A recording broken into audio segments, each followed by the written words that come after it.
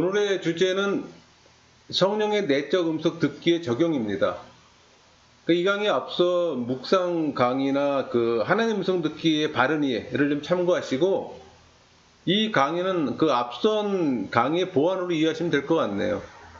사실 제 모든 강의에 성령의 내적 음성 듣기 내용은 조금씩 들어있어요. 신앙인의 필수이기에 이 부분을 빼고 신앙생활을 다룰 수는 없습니다.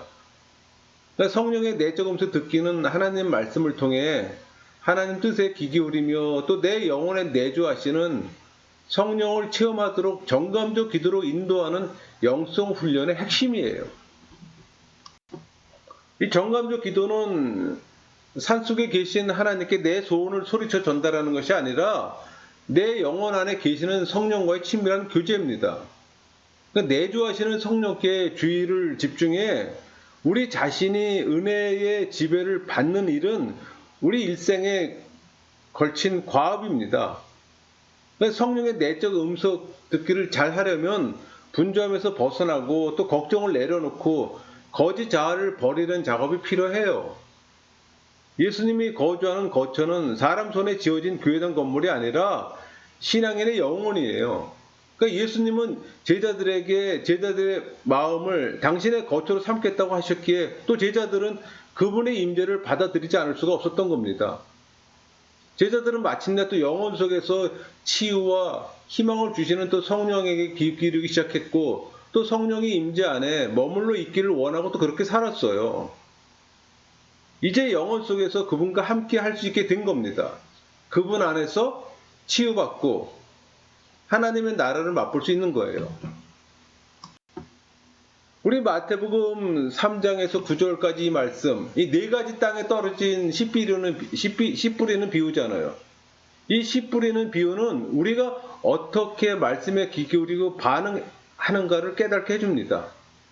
그러니까 예수님께서 이 비유를 통해서 귀 기울여 듣는 것에 대하여 교훈을 하고 계시는 겁니다. 그러니까 예수님께서 나중에 왜 비유를 통해서 말씀하셨는지 또 그 이유를 제자들에게 설명까지 해주세요. 그것은 영혼의 상태를 말하는 겁니다. 즉, 사람들이 영적으로 기가 막혔고 눈이 멀었기 때문이라고 말씀하세요. 우리 마태복음 13장, 14장, 15절, 16절 이 네 가지 땅에 떨어진 이 씨 뿌리는 비유를 설명해주는 내용입니다. 여러분, 불신자가 하나님을 영접하게 되는 일은 관심에서 시작됩니다. 교회의 많은 종교인들이 중생 과정을 통해 성령의 내주하심을 거친 후에 신앙인이 됩니다. 영적 훈련의 시작 단계는 하나님을 인식하고 또 관심을 가져 말씀에 귀를 기울이고 또 그것이 지성에서 의지에 와닿도록 돕는 단계예요. 그 과정을 통해 중생을 경험하고 성령의 내주하심을 경험할 때 마침내 하나님의 임재를 경험합니다. 예수님은 우리들이 치료받아야 할 환자인 걸 아세요. 치료받아야 할 대상인 것을 잘 알고 계세요. 이와 같은 치료를 통해 우리는 또 신앙인으로서 걷고 말하고 노래하게 되는 겁니다. 여러분, 신앙여행 코스는 공동체 속에서 말씀과 성령께 집중하며 그분께로 다가갔던 수많은 믿음의 선진들처럼 침묵 기도의 그 세계로 안내가 되는 겁니다. 우리 요엘서를 통해 우리는 하나님의 부르심을 듣게 됩니다. 우리 요엘서 2장 12절 볼까요? 여호와의 말씀에 너희는 이제라도 금식하고 울며 애통하고 마음을 다하여 내게로 돌아오라 하셨나니. 여호와께로 돌아오래요. 우리는 평강과 치료를 바라면서도 또 영혼에 있는 것들을 하나님께 드러내기를 게을리하는 경향이 있어요. 그러나 우리가 숨어도 하나님은 우리를 찾으시며 위로하시고 또 치료하기를 원하세요. 그게 하나님과 우리와의 관계입니다. 우리 에스겔서 26장 26절 또 새 영을 너희 속에 두고 새 마음을 너희에게 주되 너희 육신의 굳은 마음을 제거하고 부드러운 마음으로 줄 것이며. 우리가 모든 것을 멈추고 마음에서 우러나오는 기도에 함께 기울인다면 하나님의 치유하심의 초대에 응답하는 기도로 또 안내될 겁니다. 시편 51편 10절 하나님이여 내 속에 정한 마음을 창조하시고 내 안에 정직한 영을 새롭게 하소서. 여기서 정한 마음은 범죄의 욕구를 물리칠 정도의 능력 있는, 그러니까 성령에 의해서 변화된 심령을 가리킵니다. 그러니까 시편 기자는 하나님 앞에서 흔들림 없이 지속적으로 정결한 마음의 상태를 유지하며 살기를 원하고 있어요. 또 그런 간절함이 하나님의 은혜를 받는 자세고, 신약의 사복음서는 예수님께서 태어나신 그 마국간을 우리를 안내합니다. 예수님의 성육신 인카네이션이죠. 그러니까 복된 복음의 장소로 초대해 그 사건을 마음속에 담아두게 하세요. 요한, 베드로, 사도 바울, 이 사람들이 개인적 삶을 통해 경험했던 갈등, 긴장들을 또 드러내 보여주기도 합니다.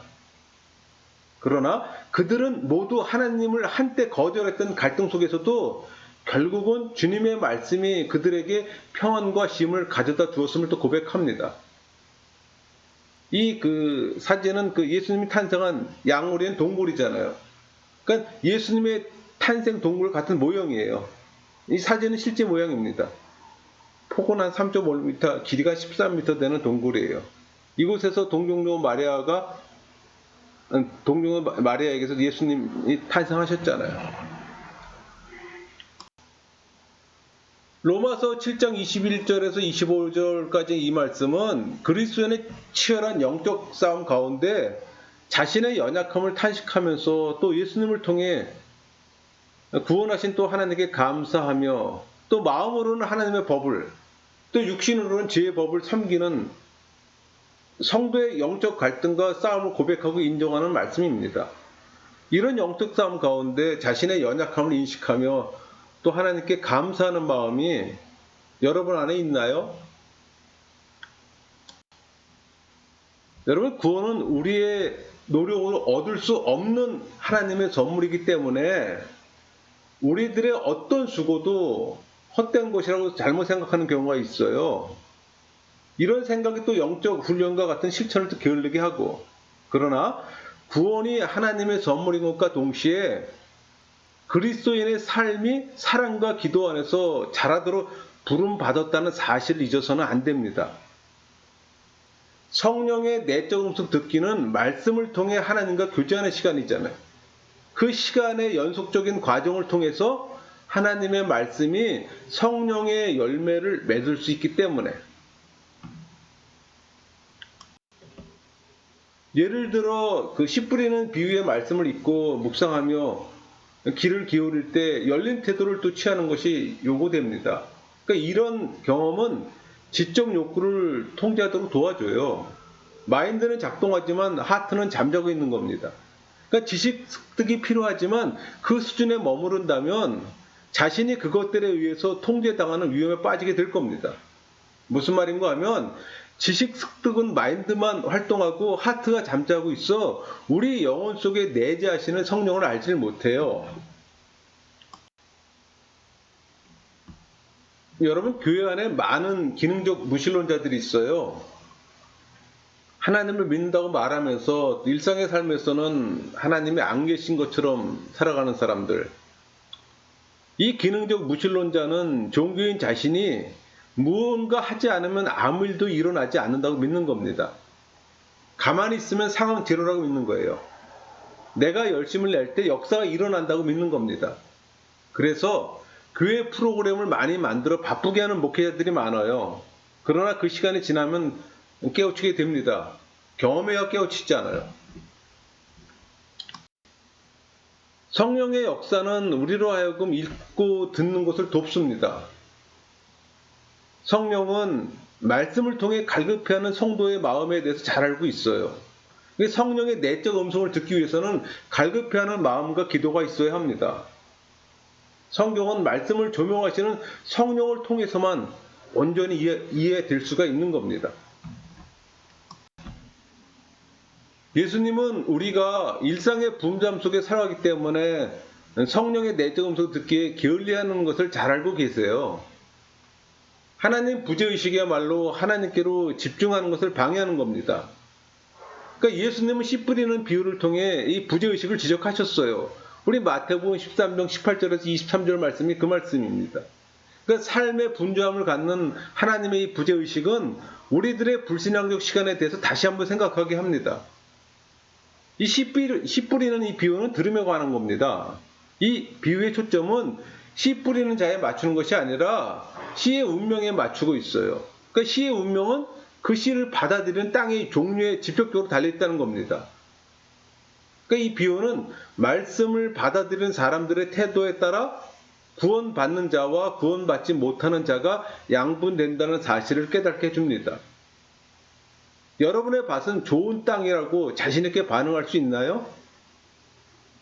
자신 없으면 점검해야죠. 예수님은 자신을 선한 목자로 소개하시고 우리로 하여금 그분의 목소리에 귀를 기울이도록 초청하세요. 우리 요한복음 10장 3절 4절 말씀에 그 말씀이 있잖아요. 문지기는 그를 위하여 문을 열고 양은 그의 음성을 듣나니 그가 자기 양의 이름을 각각 불러 인도하여 내느니라.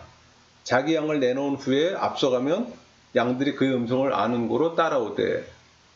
양이 목자의 음성을 듣는다는 것은 택한 백성이 하나님의 아들 그리스도의 말씀을 알아듣는다는 사실을 비유하는 겁니다. 그러니까 성령의 내적 음성 듣기는 침묵 속에 귀를 기울이는 것, 즉 우리 삶 속에서 성령께 나아가 성령께 귀를 집중할 수 있는 시간과 장소를 갖는 것을 의미해요. 여러분, 침묵이란 구별된 장소와 마음을 뜻합니다.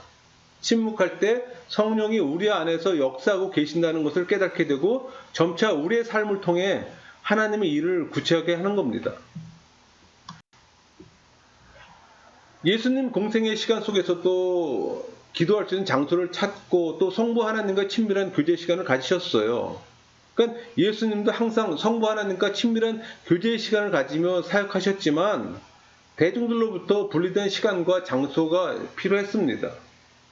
침묵 속에서 하나님의 임재 안에서 예수님은 사역에 대한 새 방향을 정하셨으며 또 성부 하나님의 사랑으로 돌보고 유지할 것이 무엇인지에 대해서도 잘 알고 계셨습니다. 그러니까 예수님은 우리들에게도 이와 같이 기도를 위한 시간과 장소가 필요하다고 말씀하시는 거예요. 우리 마태복음 6장 6절 너는 기도할 때 내 골방에 들어가 문을 닫고 은밀한 중에 계신 네 아버지께 기도하라. 은밀한 중에 보시는 네 아버지께서 갚으시리라. 많은 사람들이 이 말씀을 다양하게 인용하지만 침묵 기도의 대표적인 말씀 구절이기도 합니다. 창조하시고 사랑하시며 보존하시는 하나님이 우리를 찾아 부르세요. 우리 이사야 55장 3절 볼까요? 너희는 귀를 기울이고 내게로 나와 들으라. 그리하면 너희 영혼이 살리라. 내가 너희를 위하여 영원한 언약을 맺으리니 곧 다윗에게 허락한 확실한 은혜이니라. 하나님의 명령에 귀를 기울이고 약속을 수용하면 영생을 얻게 된다는 의미입니다. 성경에서 신앙은 흔히 영생을 얻는 것으로 표현되고 있잖아요. 그러니까 메시아의 약속은 취소될 수도 실패할 수도 없는 약속이에요. 여러분, 초대교회 그리스도인들은 다양한 장소와 시간에 기도했다는 것을 알 수 있어요. 그들은 다락방에서 기도하기도 했습니다. 또 성전은 매일 정기적인 시간에 기도의 장소로 또 제공됐고 또 함께하는 또는 개인적 기도는 공동체가 하나님의 공동체가 되게끔 하는 핵심 요소로 또 이해됐어요. 그들은 두세 사람이 모이는 곳에는 성령께서 그들과 함께 하신다는 기대 아래서 기도했습니다. 혼자 있을 때에도 그리스도의 몸의 일부로서 기도했습니다.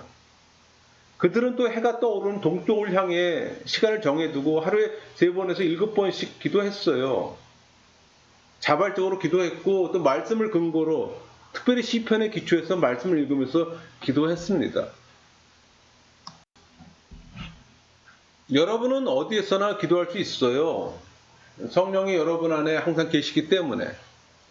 분주한 삶 속에서 하나님께 집중하기란 그렇게 쉬운 것은 아닙니다.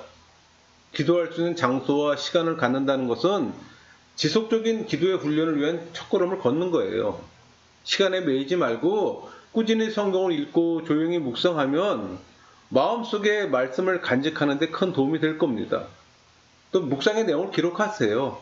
묵상의 내용들을 몇 개의 짧은 문장으로 기록하는 습관을 한번 가져보세요. 여러분의 영적으로 큰 도움이 될 겁니다. 이 마가복음 3장 1절에서 6절 말씀은 예수님께서 그 한쪽 손 마른 사람을 치료하시는 내용이 있잖아요. 예수님께서 한쪽 손 마른 사람을 치료하셨을 때 당시 바리새인들과 헤롯 땅 지도자들은 안식일의 전통을 깨뜨렸다는 이유로 예수님을 배척했어요. 여러분의 신앙생활도 죄의 경향성과 마주한 긴박감이 도는 일종의 영적 전쟁이라는 사실을 기억하세요. 예수님께서 잡히셨을 때 제자들은 예수님을 떠났으며 베드로는 예수님을 모른다고 부인하기까지 했잖아요. 또 십자가 위에 달리셨을 때 예수님은 외로우셨으며 또 거기서 그분은 하나님으로부터 버림받았다는 느낌을 받았습니다. 예수님은 인간들이 경험할 수 있는 모든 것을 다 알고 계세요. 왜? 경험했기에. 시편은 하나님과의 단절 같은 경험에 대해서 많이 기록하고 있습니다. 이 시편은 말씀을 통해 각자의 경험으로 기도하게 하는 데 많은 도움이 돼요. 그러니까 기도하는 각자는 어려운 형편의 삶, 그리고 그런 삶에서 느끼는 감정들을 하나님께 솔직하게 말할 수 있는 용기도 필요합니다. 특히 하나님이 인정하는 기도를 할 때만 하나님께서 응답하신다고 배운 사람들의 경우 이와 같은 용기는 더욱 필요해요. 시편 기자의 탄식을 보세요. 시편 13편 1절 2절. 여호와여 어느 때까지일까? 나를 영원히 잊으시나이까? 주의 얼굴을 나에게서 어느 때까지 숨기시겠나이까? 나의 영혼이 번민하고 종일토록 마음에 근심하기를 어느 때까지 하오며 내 원수가 나를 치며 자랑하기를 어느 때까지 하리이까? 성경에서 하나님의 얼굴을 의인에게 베푸는 것은 하나님의 복을 또 상징하기도 합니다. 그러니까 하나님과의 친밀함은 성도에게 축복이고 하나님의 부재 인식은 슬픔이에요. 저주예요. 여러분은 하나님을 갈망하십니까? 예수님께서도 박해에 대해 말씀하신 적이 있어요. 그러니까 여러분이 예수님의 복음을 믿는 것을 다른 사람들이 괴롭히고 비판할 때 여러분이 겪는 고통에 대해서 그분은 잘 알고 계세요. 그러나 그리스도께 순종할 때 그만한 대가를 치러야 합니다. 그래서 예수님은 제자들에게 풍요한 물질을 주는 대신 십자가를 지라고 말씀하셨잖아요. 우리는 창세기를 통해 아들을 주시겠다는 하나님의 약속에도 불구하고 아들을 갖지 못했을 때 그 아브라함이 하나님께 질문했던 것처럼 어려운 상황과 고통 속에서도 기도했던 사람들에 대해서 잘 알고 있습니다. 왜? 성경에는 그런 내용들이 많이 있기 때문에. 출애굽기에서는 그 신의 광야에서 이집트로의 귀환에 관해서 하나님과 그 논쟁했던 그 모세를 우리는 보잖아요. 그러니까 백성들이 만나의 실증을 내고 짜증을 부릴 때 모세가 하나님께 불평했어요. 또 우리 그 사무엘서에서 그 한나가 실로에서 자식이 없음으로 울며 기도하는 것을 또 하나님이 들으시고 사무엘을 주셨습니다.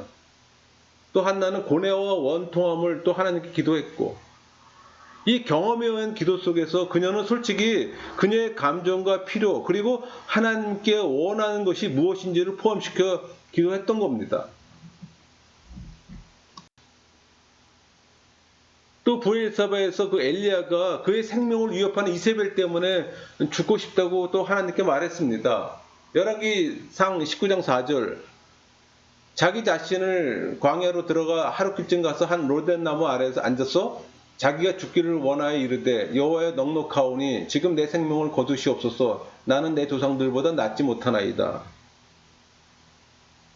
능력의 선지자 엘리야가 인간의 연약한 모습을 하나님 앞에 있는 그대로 드러내고 있는 장면이기도 합니다. 참고로 로뎀나무, 높이가 한 1, 2m 핀이 안 되는 쌀이나무 같은 거예요. 광야에서 바람과 햇빛을 막아줬기 때문에 대상들에게는 또 도움을 줬던 나무이기도 합니다. 또 사막에 거주하는 이 족속들은 이것을 또 땔감으로 사용하기도 했고, 분명한 거는 이 로뎀 나무가 우리가 생각했던 것처럼 큰 나무도 아니요, 우거진 나무도 아니라는 얘기죠. 또 예수님은 골고다 죽음에 직면했을 때 자신의 경험을 가지고 기도했어요. 우리 마태복음 26장 39절 이 말씀입니다. 그러니까 깊은 고뇌와 격정 속에서 땅에 엎드려 기도하셨잖아요. 내 아버지여 만일 할 만하시거든 이 잔을 내게서 지나가게 하옵소서. 여러분 여기서 이 잔은 인간의 죄악에 대한 하나님의 진노로서 예수님께서 친히 감당하실 십자가에서 죽음을 가리킵니다. 그러니까 예수님께서는 당신의 의지를 아버지의 뜻에 전적으로 굴복시킴으로써 그 잔을 마시기로 다짐하시는 기도잖아요. 그러니까 예수님의 인성에 의한 불안과 고뇌에 찬 이 갈등의 시간이 다하고 이제 신성에 의한 전적인 순종으로 이뤄낸 궁극적 결론입니다. 십자가 위에서 예수님은 소외와 상실감의 경험을 탄식하듯 기도하셨어요. 우리 마태복음 27장 46절 나의 아버지 나의 하나님 어찌하여 나를 버리셨나이까. 그러나 죽음 직전에 예수님은 하나님께 대한 신뢰의 기도로 마치셨어요. 누가복음 23장 46절 내 영혼을 아버지 손에 부탁하나이다. 죽음 직전에 부르짖으신 예수님의 마지막 외침입니다.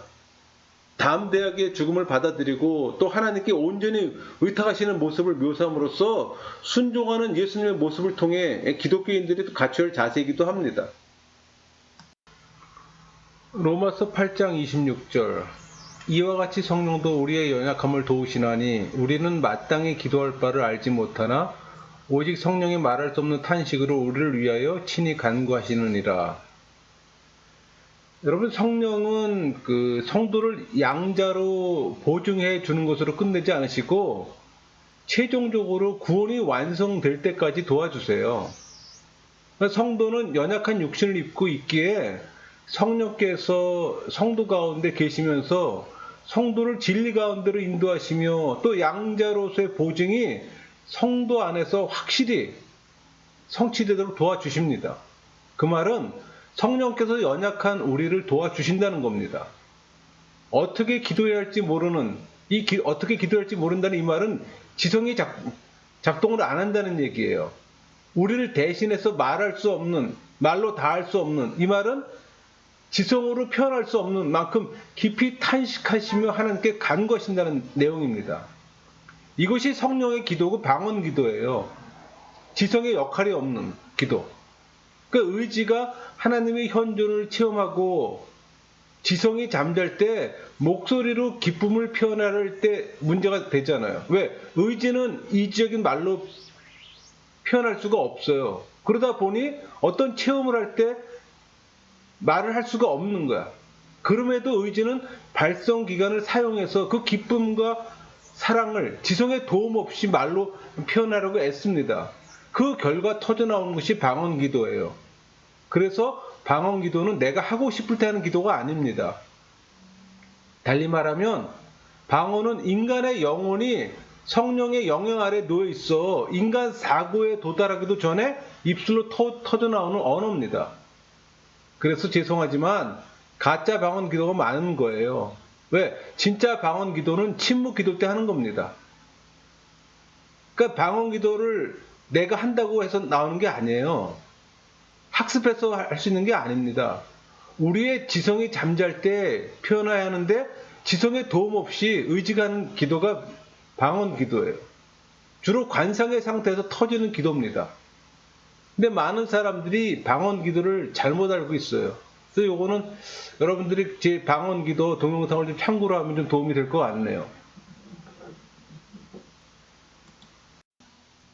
로마서 8장 27절 마음을 살피시는 이가 성령의 생각을 아시나니 이는 성령이 하나님의 뜻대로 성도를 위하여 간구하심이니라.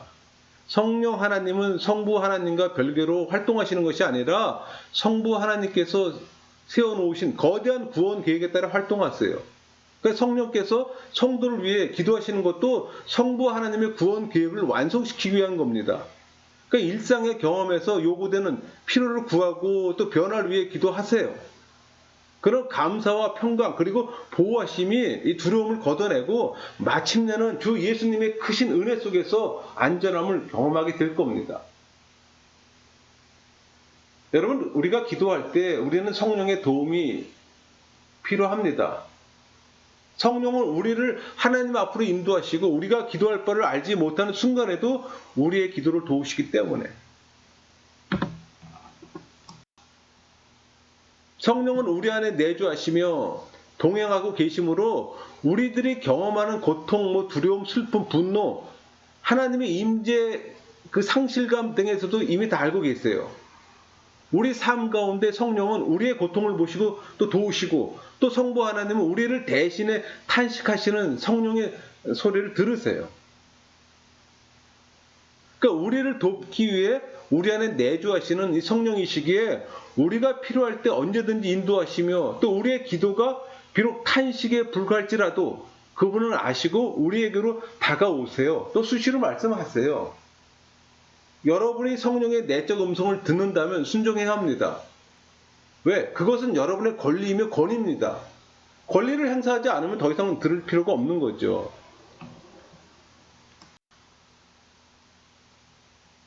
시편 기자들은 다양한 감정 상태와 여러 경험들을 솔직히 표현하고 있습니다. 여러분도 말이나 글 또는 이미지로 지금의 상황을 그대로 하나님께 한번 표현해 보세요. 시편의 말씀을 통해서든 자신의 말로서든 여러분의 이야기를 기도로 말한 뒤에 침묵하고 계세요. 침묵의 시간이 일어나는 어떤 생각이든 하나님이 그 여러분을 인도하시는 그 움직임을 받아들이세요. 물론 평상시 훈련이 안 된 분들에게는 어려울 수 있어요. 그러나 그것은 개인의 책임이잖아요. 침묵의 시간에 여러 가지의 마음이 떠오를 수도 있습니다. 찬송가나 복음성가 한 소절이 생각날 수도 있고, 때로는 성경 말씀이 들려올 때도 있고, 그러나 그 말씀은 확신과 위로를 주는 말씀이 대부분입니다. 어떤 때는 피곤을 느끼고 잠잘 수도 있어요. 그래도 괜찮아요. 여러분의 기도를 하나님께 들으셨다는 확신을 가지세요. 하나님의 뜻을 알았다면 그분에게 다시 응답하세요. 여러분이 필요로 하는 또 다른 도움의 길로 성령께서 인도하실 겁니다. 문제는 내 관심이 어디 있느냐입니다. 성령께서는 항상 말씀해 주세요. 듣고자 하는 마음이 없을 뿐이지.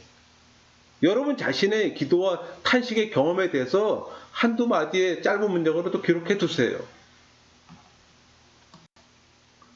바쁜 일상의 삶에서 침묵 기도 시간을 갖는 것은 실제로 어려움이 있습니다. 또 삶에 의한 침묵 기도야말로 또 자신의 삶에 큰 도움이 된다는 것도 사실입니다. 여러분이 매일 할 수 없다면 가능할 때 좀 더 긴 시간을 말씀과 기도 시간을 활용해 주님께 한번 집중해 보세요. 다양한 일상의 삶 속에서 말씀으로 침묵 기도하는 동안 그 말씀이 나의 삶의 중심에 이르도록 한번 해보세요. 이것을 통해 하나님의 임재 안에 머무르며 쉬지 않고 기도할 수 있게 되는 겁니다. 그런 욕심 안 나세요? 세상 쾌락 경험해 보셨다면 하나님이 주신 평강도 한번 경험해 보세요. 그 차이를 한번 비교해 보세요. 그럼 삶의 방향이 돌려지게 될 겁니다. 침묵 기도가 익숙하지 않다면 예수 기도 해보세요. 길거리에서나 어떤 장소에 기다리는 시간이 있잖아요. 그 기다리는 동안 불필요한 남의 말을 듣고 있을 것이 아니라 산보를 하고 있을 때나 쉬고 있을 때 생각이 필요 없는 일을 할 때가 있잖아요.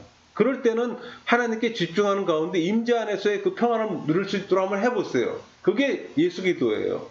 그러니까 분주한 마음을 갖고 사시는 분들에게 이 조용한 장소에서 매일 하는 이 향심 기도를 또 권해드립니다. 여러분, 향심 기도는 내적 쓰레기를 제거하는 기도로서는 최고예요. 특별한 테크닉이 필요한 것도 아니고 선택은 여러분이 하는 겁니다. 성경 속 인물들은 그들의 삶의 여정 속에 특별한 사건이 있어요. 그 사건에는 각기 하나님과의 경험에 의해 특징 지어진 이름들이 또 주어집니다. 그러니까 기도할 때, 하나님의 은혜를 경험할 때, 또 하나님을 찬양하거나 감사할 때, 이들 삶의 표시들은 그들이 만났던 하나님과 받았던 은혜를 다시 기억하는 데 도움을 줍니다. 또 그 기억은 또 다른 은혜가 주어지는 통로가 되기도 합니다. 여러분을 자신에게 하나님 경험을 되살릴 수 있는 표시는 어떤 것이 있는가 한번 점검해 보세요. 그런 점검들이 또 여러분의 신앙을 더 성장시킬 수도 있으니까. 예수님께서 우리에게 무엇을 위해 기도해야 할 것인지에 대해서 말씀하신 것을 한번 생각해 보세요. 우리 마태복음 9장 37절 38절 볼까요? 이에 제자들에게 이르시되 추수할 것은 많되 일꾼이 적으니 그러므로 추수하는 주인에게 청하여 추수할 일꾼들을 보내주소하라 하시니라. 항상 어느 시대를 막론하고 하나님의 일꾼은 적었어요. 예수님 시대에도 수많은 서기관, 바리새인, 제사장 등 종교 지도자들이 많이 있었지만 이들은 추수하는 일꾼이 아니잖아요. 이들은 백성을 구원하는 참 목자가 아니에요. 거짓 목자였기 때문에 일꾼이 부족했던 겁니다. 이 시대도 마찬가지예요. 수많은 목회자가 양성됐지만 하나님의 일꾼은 극소수입니다. 오죽하면 예수님께서 일꾼을 보내달라고 말씀하시잖아요. 여기서 일꾼이라 하면 예수님의 그 믿음을 가진 자들입니다. 지금 여러분은 무엇을 위해 기도하고 계십니까? 혹시 여러분의 생사화복에만 관심 있는 것은 아닌지, 그럼 종교인이에요. 항상 하는 말이지만 하나님이 여러분들의 생사화복보다 여러분의 구원에 관심이 있다는 사실을 꼭 기억하세요. 우리는 하나님이 창조하신 만물을 통해 또 하나님을 인지할 수 있어요. 그게 일반 계시잖아요. 창조주가 창조하신 만물을 통해 하나님을 생각하시면서 묵상 기도하시면 그 기도를 통해 그분의 존재하심을 인식할 수가 있습니다. 그리고 가능하다면 자연으로 나가 몸으로 부딪혀 보세요. 피조물과 더불어 느껴보세요. 오감을 동원해서 냄새를 맡고 만져보고 소리 듣고 눈여겨보세요. 여러분이 보는 것들과 마주하고 마음을 열어 피조물들이 하나님의 임재와 돌보심에 대해서 반응한 것들에 주의를 한번 기울여보세요. 그런 환경에서 말씀을 통해 성령의 내적 음성 듣기를 한번 해보세요. 여러분이 공동체 생활하고 있지만 하나님의 임재와 인도하심을 즐거워하는 신앙의 삶에 대해 일깨워주는 사람은 별로 없을 겁니다. 그 이유는 성령의 내적 음성 듣기가 생활화된 사람이 별로 없기 때문에. 신앙인을 찾아보기가 힘든 이유이기도 합니다. 많은 종교인들은 공동체 안에서조차 깊은 영적 갈급함에 대해 깨닫지 못하고 있어요. 그러한 영적 갈급함은 성령으로만 채워줄 수 있는 영적 굶주림인데, 많은 사람들은 어떻게 예수님의 제자로서 삶을 살고 또 예수님 안에서 성장하고 성숙해야 되는지를 잘 알지 못합니다. 여러분의 영적 순례길은 예수님의 초대에 집중해서 성령과 성경, 믿음의 신앙인 공동체를 통해 우리를 인도하시는 하나님의 뜻을 분별하는 데 시작되는 겁니다.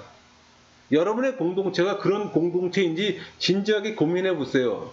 아님 그저 익숙하니까 편하니까 그 자리에서 안주하시는 것이 아닌지. 여러분, 구원은 개인의 문제입니다. 공동체는 2차적인 거예요. 신앙인들은 하나님께 대한 반응뿐만 아니라 영혼 속에 내주하면서 임재하시고 역사하시는 성령을 인식하게 됩니다. 또 신앙인들은 피차간의 영적 가이드 역할을 하게 되는 겁니다. 이 가이드 역할을 할 수 있는 것은 성령의 내적 음성 듣기 때문에. 신앙인들은 영적인 시각으로 볼 때 서로 간에 영혼이 반응하는 것을 알 수 있게 됩니다. 예수님이 교회의 머리 되시고 말씀으로 이끄시는 교회를 섬기게 되는 것도 바로 이와 같은 과정을 통해서 이루어지는 거예요.